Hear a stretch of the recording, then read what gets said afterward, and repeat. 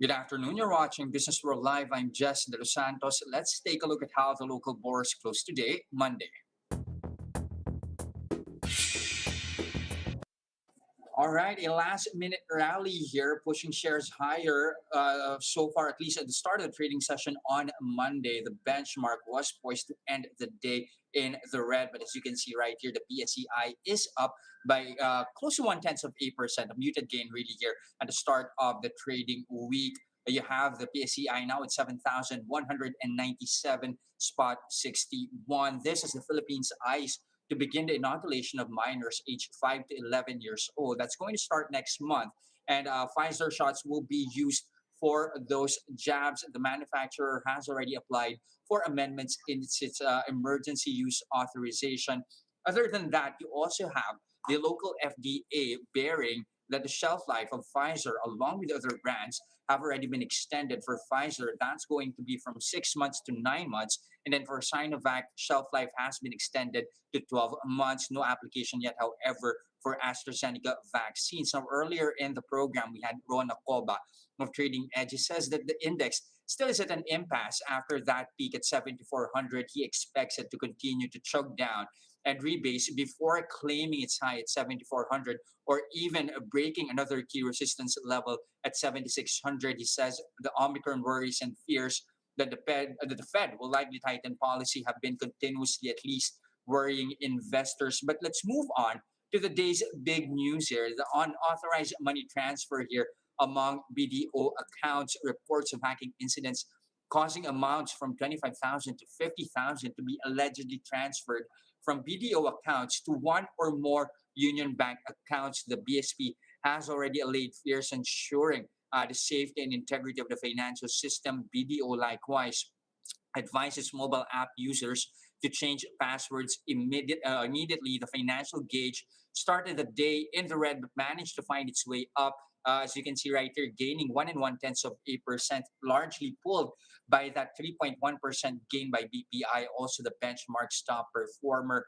But BDO and Union Bank on the opposite ends of the spectrum here. BDO managing to recover this session, rising 0.8% to 124 and 50 centavos is represented by this white line right here. But Union Bank is the sector's worst performer, declining 1.5% to 103 pesos and 80 centavos apiece.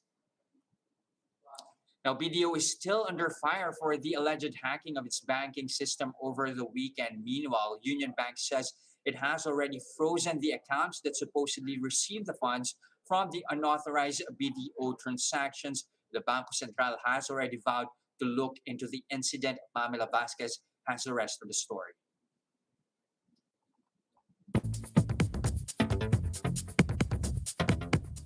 BDO, the country's largest bank, says it's continuing to investigate the alleged hacking of many of its customers' online accounts.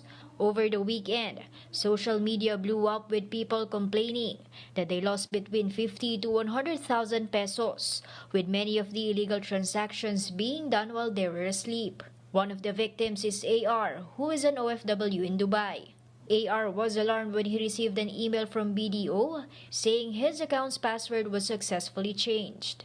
While tumatawag yung sister ko sa hotline, nag-notify sa akin, bumawas ng 50,000. Bibili sana kami ng lupa eh. Hindi nga lang matuloy-tuloy kasi nga kulang pa. Lalong hindi matutuloy. AR added that another 50,000 pesos was transferred to a certain Ramon Joseph Matas BPI account, which they think is a fake name. Another bogus account that emerged was Mark Nagoyo, who apparently has multiple Union Bank accounts. Nagoyo means to fool someone in Filipino. Victims have created a Facebook group called Mark Nagoyo BDO Hacked, which now has more than 3,000 members. Another victim is 26-year-old part-time professor Christine Pagirigan, who says she lost 20,000 pesos. Yung initial reaction ko talaga was, this is another scam or this is another attempt para mang-asar or whatever. Both AR and Christine were shocked that the cyber criminals were able to get the one-time password even though they didn't share it or click on any phishing links. That made me a little bit curious na parang hindi ako nagkulang on my side pero bakit may breach of security, and it was a hard-earned money kaya nakakapanghina siya. paano nila nagawang makapag-transfer ng walang verification na nanggagaling sa owner? Samantala nang tumatawag kami for blocking ng card namin, ang daming tanong, ang daming question. BDO said it's been made aware of a sophisticated fraud technique and that it has put in additional security controls to block further attempts. It also promised to give back the stolen funds. Manila Bulletin first reported that the hackers transferred the stolen money to Union Bank accounts and bought Bitcoin with them. Bangko Sentral Governor Ben Jokno, for his part, says they're already coordinating with concerned banks to find out what happened and to ensure that victims will be reimbursed. Jokno added that the BSP is committed to uphold the safety and integrity of the country's financial system. Mobile journalist Pamela Vasquez, We Are One News. More updates on this story. The NBI says they will also investigate this series of online bank fraud. Cybercrime Division Chief Dick Lorenzo told Radio 5 that they will discuss the issue with the concerned banks. Now, to find out more how Union Bank is getting to the bottom of these hacking incidents that we have on the show, the lender's Chief Technology and Operations Officer Henry Aguda and Joey Rufo, the Chief Security Information Officer at Union Bank. Good afternoon, Henry and Joey. Thank you for joining us today. Good afternoon, Jeff. All right, so let's kick things off with you, Joey. Give us an idea. Who exactly is Mark Nagoya? Are we talking about a real account holder here who managed to present documents in coming up, or at least in creating an account? I think as you can see in the social media, a lot of people have seen already that the Mark Nagoya person is a fictitious person, and as far as our record shows, he does not exist, right? And that we have the account owners of this recipient account owners belongs to a different person. Okay. So, sorry, just to clarify, we're talking about Mark Nagoya. Of course, we do know it's a fictitious account, but we're talking about possibly multiple people behind this account, correct? Correct. Okay. Now, Henry, do we already have an idea as to the aggregate amount of money that was transferred to Union Bank? For our record, and we're constantly coordinating with BDO at this stage. Of course, we cannot speak with BDO, but right now, the bank has already frozen close to about 5 million in funds that would have been involved in the recent issue over the weekend. And we're making sure that those funds are safe, and we will coordinate closely with BDO on how to proceed with those funds. Were you able to trace where all this money went? What happened to all that money? We're talking 5 million pesos.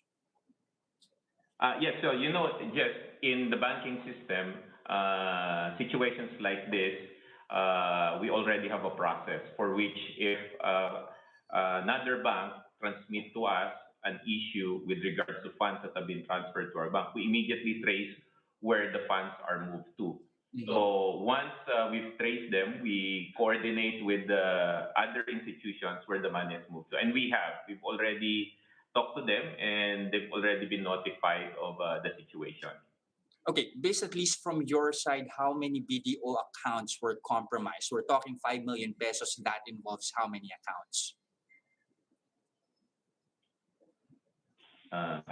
So we're talking of less than 10 accounts that were involved in this, that we were able to discover and detect, and we were able to freeze immediately. Mm-hmm. Okay. Now, given that, what is the central bank asking of Union Bank? Will they have to return funds to BDO customers as well? So far, we've been coordinating through our compliance organization, and as soon as we get the official communication from them, we will execute accordingly. If it merits returning the funds immediately, we will do so. As of today, we're making sure that we have the formal correspondence from our compliance team. But we will fully cooperate with whatever BSP asks us to do, as well as whatever BDO requires us of any support. Okay, so that means as well, if possible, if you have the BSP asking the funds to be returned immediately, that can happen as early as this week, or do you have any specific timeline on that?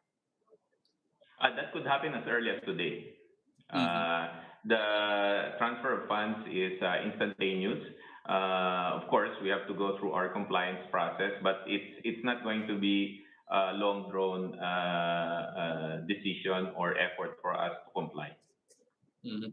Now, Joey, are you also coordinating with the NBI? How's the process so far? Yes, so far we've gathered all the artifacts that would be necessary. So as Henry mentioned, we're working with our compliance officers to make sure that all of the requirements to support our regulators, right, to make sure that any cyber crimes, together with BDO, all of the people involved will be held accountable for their actions. Hmm. Now, question for both of you: is at least Union Bank acknowledging that there was also a breach in your system? No, there's none. We categorically say this. There's no breach in Union Bank system. We continue to operate with the highest level of cybersecurity vigilance and awareness. And any threat or any possible actions that threat actors might take against us, we monitor closely and we proactively prevent. Mm. How then do you think that it reached this point that a fictitious account was created to at least push forward hacking intentions? Oh, may we clarify Mark Nagoyo, and I think Joey can Right. discuss in detail more how that name came about. So Joey, Yeah, please. so basically in the bank, we have a very rigorous know your customer process, right? So you apply to our digital account opening, right? And these people are required to pass, number one, a biometric test. So you are required to take a picture, which verifies that it is you. You pass what we call a liveness test. And then you are required to submit identification cards, right? And then there's a human reviewer behind it, which makes sure that the person and the identification card matches, right? So to clarify, there is no fictitious account. The account names and the account numbers, which are mentioned, and all of the what do you call that corresponding artifacts, they're all real people. Now, what happens here is that in InstaPay, when someone tries to send money over InstaPay, InstaPay only requires account number matching. So for Mhm. as long as you provide the correct account number, right, it gets to the destination account immediately. Right now, the beneficiary name, right, any person can fill up a name that may not necessarily match the name of the recipient account. Right, so that's why this cyber criminals put in Mark Nagoyo, but it does not reflect the real name of the account holder or the account number corresponding to that funds transfer. So just in other words, Mark Nagoyo was the name that was typed in the free field when you do Mhm. an InstaPay transfer. So anyone can type in Juan de la Cruz or any name there. There's no validation as to whether that name exists or corresponds to any specific account. So does that mean it's going to be a bit of a challenge to identify or to pinpoint the people behind these incidents? Well, the effort to identify and to trace after the perpetrators are ongoing. And as Joey mentioned, we're coordinating with the necessary authorities. And it's our commitment to make sure that we get to the bottom of this one. And as I've earlier mentioned, we're cooperating closely with BDO to that effort. Okay, now for the both of you as well, since reports of these hacking incidents blew up over the weekend, there have been a number of comments. There's been a notion that Union Bank has become a favorite of cyber criminals because it has no limit on transactions or whatnot. Your thoughts on that, and how is Union Bank planning to tighten their protocols after these reports? Well, first, through the customer onboarding. So Union Bank has one of the more popular digital onboarding process. And we've always had those security features where you need to have a liveness check. So when you open your account, our software checks for the person opening the account. We have the picture of the person. Other than that, we have the necessary KYCs for which are also checked and double checked. We do an offline validation and sampling of this account opening process as well, aside from the online process that we have. And of late, we've also started implementing artificial intelligence in tracing and tracking transaction patterns that would enable us to predict if malicious activity is being done. So we're continuously improving our process, but it's been so far working for us in terms of ferreting out possible fraud actors. Go ahead, Joey. Are you going to say anything? Well, basically, I think just to no, no, just to further elaborate on Henry, I think over the pandemic, we've definitely paved the way for a lot of Filipinos to safely and securely enjoy online banking, right, at the comfort of their home, away from the threat of virus. Now, of course, with that convenience, if any cyber criminals intend to misuse our mobile application, the bank does not tolerate that, and we'll make sure that we hold these cyber criminals accountable for their illegal action. Of course, here's to hoping that these incidents will not happen again in the future and that we can hopefully get to the bottom of this matter. Thank you very much for your time this Yes. afternoon. Union Bank's Chief Technology and Operations Officer, Henry Aguda, and Chief Security Information Officer, Joey Rufo. Thank you, Henry and Joey. Stay safe. Thank you, Jeff. Thanks. And those are the biggest stories this trading day, December 13, 2021. Catch Business World live again tomorrow at 9:30 a.m. for the market open and 3:15 p.m. for the market close. I'm Jess De Los Santos in VR1 News. Mask on, wash hands, and stay safe, Philippines.